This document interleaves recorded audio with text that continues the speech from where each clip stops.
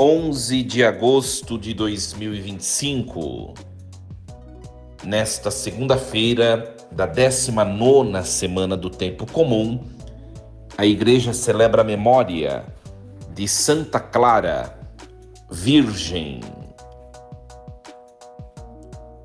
Rádio Rainha da Paz, um novo tempo para evangelizar. Meus queridos filhos e filhas, ouvintes da nossa rádio, seguidores das minhas redes sociais, que alegria! Muito obrigado pela sua presença, pela sua audiência, obrigado pela sua companhia.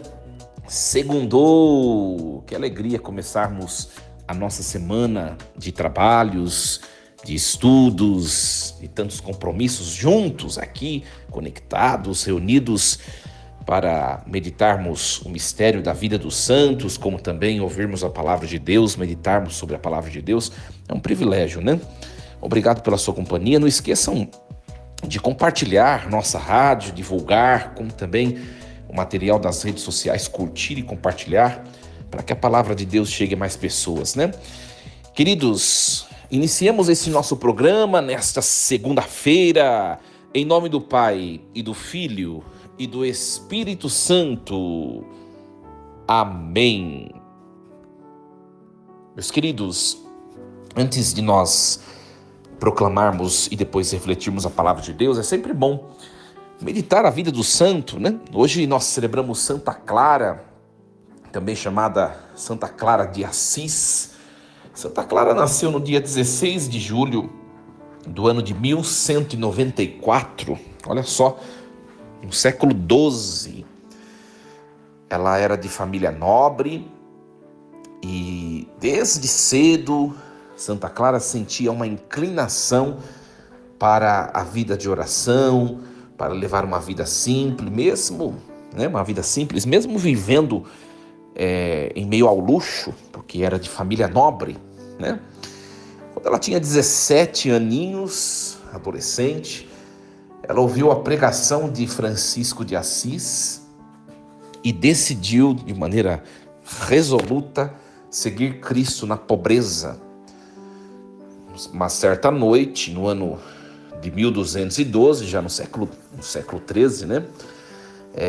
Ela deixou a sua casa secretamente e ela foi recebida por Francisco, né? Lá na Porciúncula. Teve os cabelos cortados como sinal de consagração e ela começou a viver naquela vida, vamos dizer assim, austera, né? Passou a viver no mosteiro de São Damião, né? Formou a chamada Ordem das Damas Pobres de São Damião, que depois passou a ser chamada de Clarissas, né? Dedicada à vida de oração, à clausura, à pobreza absoluta. Enquanto São Francisco de Assis fundava a ordem franciscana, Clara de Assis fundava o ramo feminino, que se chamava Clarissas, né? Então foi uma história que foi erigida, que foi construída de maneira paralela à de São Francisco de Assis, né? Então é uma história muito bonita. Eu tive o privilégio de visitar tanto a Porciúncula quanto a igreja, o mosteiro de São Damião, em Assis. E é muito emocionante, gente, você saber que pessoas como São Francisco, como Santa Clara passaram por ali, né? Aliás, eu também tive o privilégio de, ali em Assis, ver o corpo incorrupto de Santa Clara. Santa Clara está com o corpo incorrupto. Olha, uma santa do século XIII, né, gente? Transição do século XII para o século XIII. Como que são as coisas de Deus, né? Depois nós vemos que no ano de 1240 e no ano de 1241, a cidade foi atacada, né? E Clara, ela pegou o Santíssimo Sacramento e levou o Santíssimo Sacramento até as muralhas. E diz a tradição que os inimigos recuaram quando diante da presença do Santíssimo Sacramento, né? Então, Santa Clara de Assis foi a primeira santa a primeira mulher, né? Primeira santa, primeira mulher na igreja a escrever uma regra de vida aprovada oficialmente por um papa, né? Isso aconteceu no ano de 1253, né? Garantindo a pobreza radical e tal. Então, depois ela vai morrer no dia 11 de agosto de 1253, 2 dias depois que a regra da sua ordem, né, da vida religiosa, né, que ela escreveu, ter sido aprovada. Foi canonizada no ano de 1255, 2 anos depois, pelo Papa Alexandre IV. E Santa Clara é padroeira da televisão, dos meios de comunicação, né, devido a uma visão em que assistiu a missa à distância, né, me parece. Aí vale a pena pesquisar, né, os pormenores, os detalhes dos acontecimentos da vida dela. Um grande exemplo para nós, né? Primeiramente de abandono em Deus, né, gente? Pobreza. E para nós uma satisfação termos santas que nós sabemos, né? Nós sabemos que se entregaram por completo nas mãos de Deus, né? Nós temos tantas dependências na nossa vida, né? Somos dependentes de tantas coisas, né? E saber que passa pela terra, às vezes, seres humanos tão desprendidos, é um consolo para nós de que é possível viver uma vida sóbria, segundo o Evangelho, né? Um grande testemunho para nós. Muito bem, queridos. Então nós vamos partir agora para a leitura que a igreja nos propõe hoje, o texto bíblico que a igreja nos propõe como primeira leitura, e depois a reflexão. Leitura do livro do Deuteronômio, capítulo 10, versículos do 12 ao 22. Moisés falou ao povo dizendo: E agora, Israel, o que é que o Senhor teu Deus te pede? Apenas que o temas e andes em seus caminhos, que ames e sirvas ao Senhor teu Deus com todo o teu coração e com toda a tua alma, e que guardes os mandamentos e preceitos do Senhor que hoje te prescrevo, para que sejas feliz. Vê, é ao Senhor teu Deus que pertencem os céus, o mais alto dos céus, a terra e tudo que nela existe. No entanto, foi a teus pais que o Senhor se afeiçoou e amou, e depois deles foi a sua descendência, isto é, a vós, que ele escolheu entre todos os povos, como hoje está provado. Abri, pois, o vosso coração, e não endureçais mais vossa cerviz, porque o vosso Deus é o Deus dos deuses, e o Senhor dos senhores, o Deus grande, poderoso e terrível, que não faz acepção de pessoas e nem aceita suborno. Ele faz justiça ao órfão e à viúva, ama o estrangeiro e lhe dá alimento e roupa. Portanto, amai os estrangeiros, porque vós também fostes estrangeiros na terra do Egito. Temerás o Senhor teu Deus e só a ele servirás. A ele te apegarás e jurarás por seu nome. Ele é o teu louvor, ele é o teu Deus, que fez por ti essas coisas grandes e terríveis, que viste com os teus próprios olhos. Ao descerem para o Egito, teus pais eram apenas 70 pessoas. E agora, o Senhor teu Deus te fez tão numeroso como as estrelas do céu. Palavra do Senhor. Graças a Deus. Muito bem, meus queridos. Então, nós acompanhamos esse texto do livro de Deuteronômio, capítulo 10, do 12 ao 22. E o capítulo 10, Deuteronômio, está no chamado segundo grande discurso de Moisés. Tá? É importante nós entendermos a estrutura do texto. Os estudiosos acreditavam, hoje em dia tem questionamentos, evidente, que o livro de Deuteronômio teria sido escrito por Moisés. Então, esses estudiosos antigos, eles dividem o texto de Deuteronômio em discursos, em 3 grandes discursos que Moisés faz, tá? E esse capítulo 10 está no segundo discurso, tá? Após o episódio do bezerro de ouro, que é o Deuteronômio 9, né? Então Moisés recorda ao povo que Deus ele renovou a aliança, mesmo diante das infidelidades do povo. Então, olha que a beleza de Deus está na paciência conosco, né? É interessante isso. Agora, nesses versículos que nós ouvimos hoje, do 12 ao 22, nós temos um resumo espiritual da vida de aliança. Amar, temer e servir a Deus, que é acompanhado de exemplos concretos, tá? Então vamos compreender um pouco de maneira concreta esse texto, tá? Primeiro é preciso entender essa estrutura desse texto. Esse trecho de hoje ele pode ser dividido em 3 partes. Primeiro, o chamado à fidelidade e ao amor, que é o versículo do 12 ao 13. Depois, o fundamento, quem é Deus, versículo do 14 ao 18. E depois, a aplicação prática, imitar Deus e ser grato a Deus, que é os últimos versículos, do 19 ao 22. Tá? Muito bem. O que Deus pede? Tá? E agora, Israel, olha só, nós ouvimos no versículo 12 e 13, né? E agora, Israel, o que o Senhor teu Deus te pede?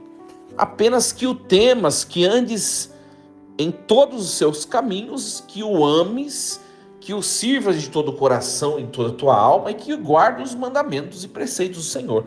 Então, Deus pede temor, o temor do Senhor, que aqui não é medo, mas é reverência amorosa diante de Deus, tá?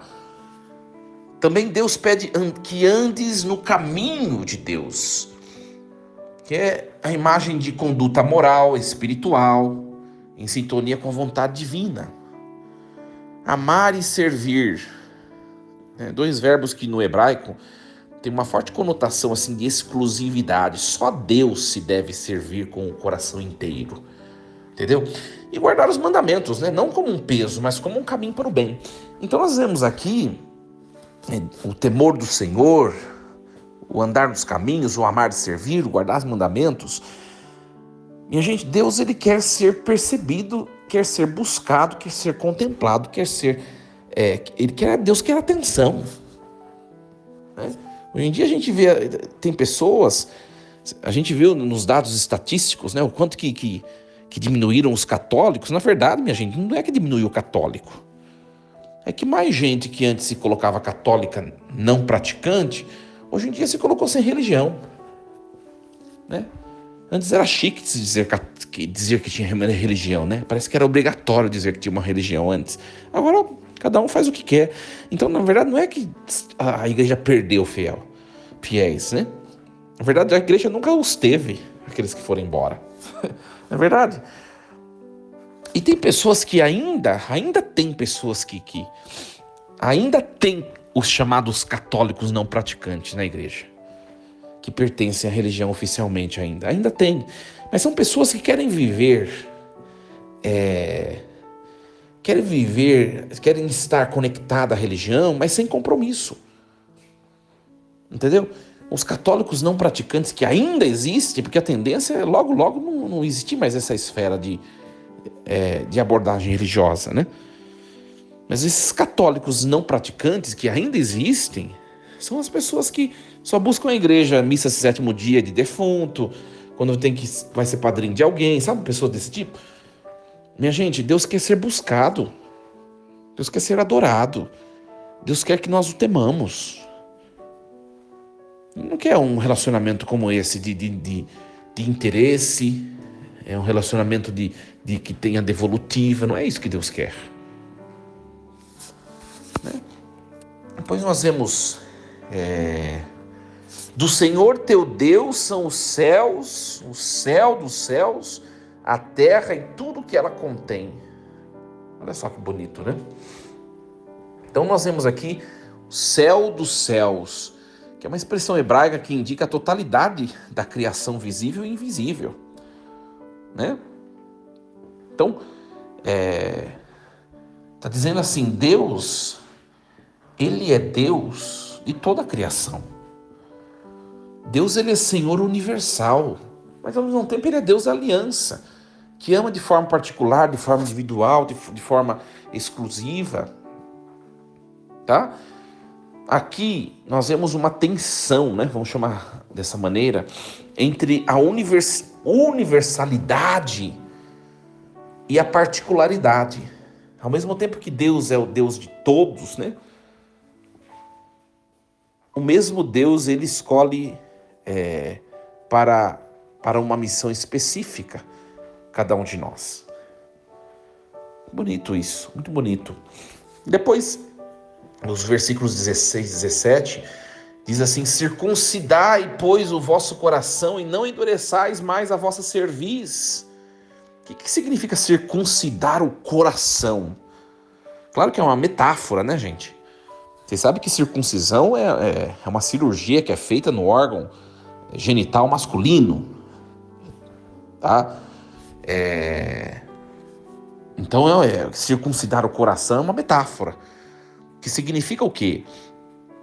Significa uma purificação do interior, né? Não apenas cumprir ritos externos, mas significa uma purificação interior, uma preparação interior.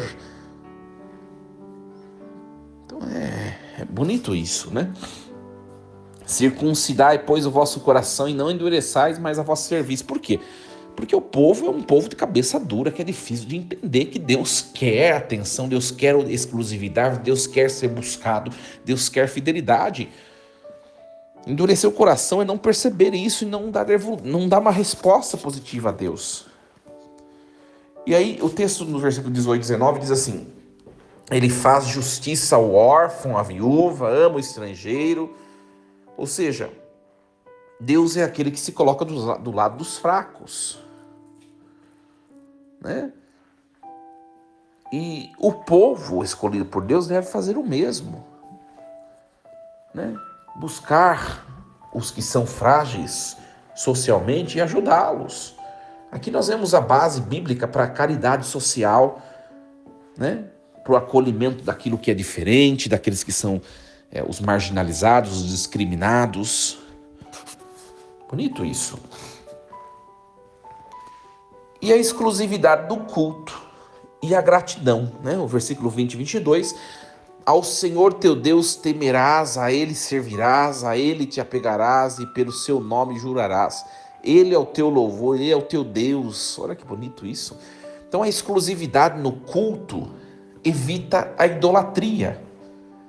Somente ao Senhor teu Deus temerás, só a Ele servirás, só a Ele te apegarás. Olha que bonito.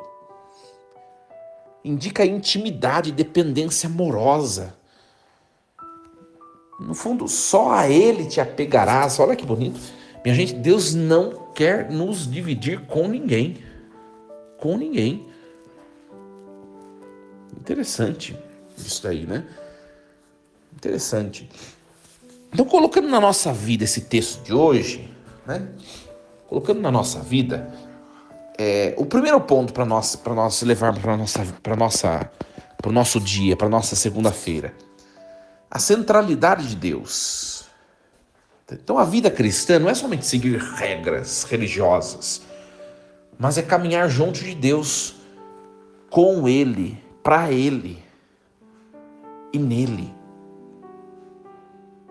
Então, isso requer uma certa interioridade, que é o segundo ponto, tá? Para vivermos com Deus, em Deus e para Ele, isso deve ser feito dentro do nosso coração, né, gente? A verdadeira conversão começa dentro do coração, não em práticas externas. É interessante, né? Quando a gente analisa o processo catequético, né? Que a igreja tem tanto falado nesses últimos anos, até mesmo décadas, né? Processo catecumenal, que no fundo é um processo de conversão, né?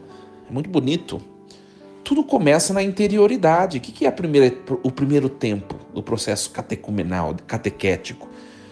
Nós temos o querigma, que é o pré-catecumenato. Depois nós temos a catequese, que é o catecumenato, que é o ensino da doutrina da Bíblia, né? Depois nós temos os outros dois tempos, né? A purificação, iluminação, e depois nós temos, por último, a mistagogia. O primeiro tempo é o querigma, ou pré-catecumenato. É um momento de um cultivo de uma intimidade, de uma interioridade, né?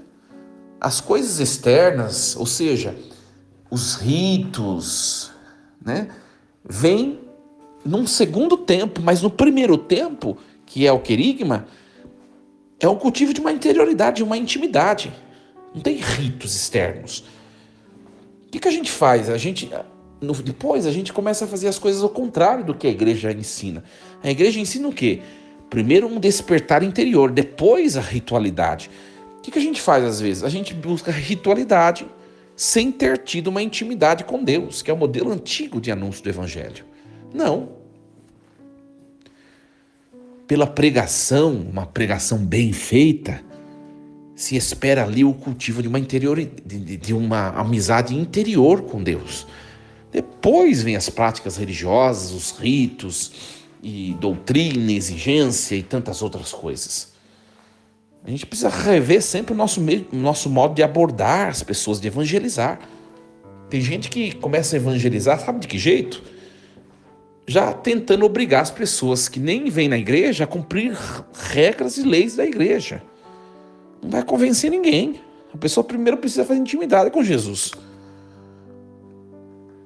né? Depois nós vemos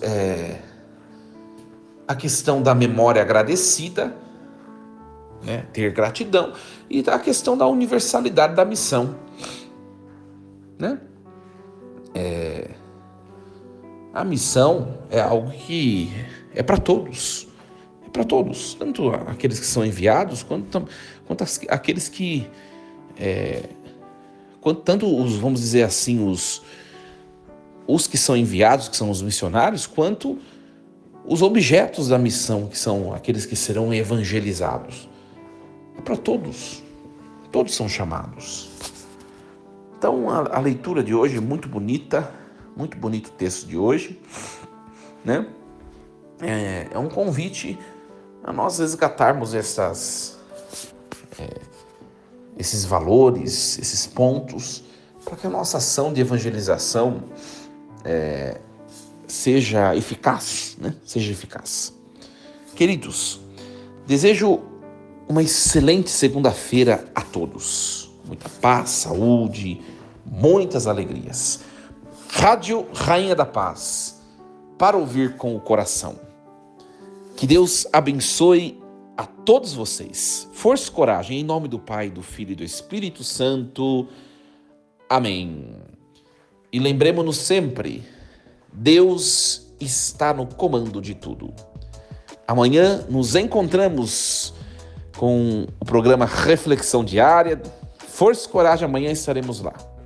Estaremos unidos novamente, se Deus assim nos permitir. Até amanhã, minha gente.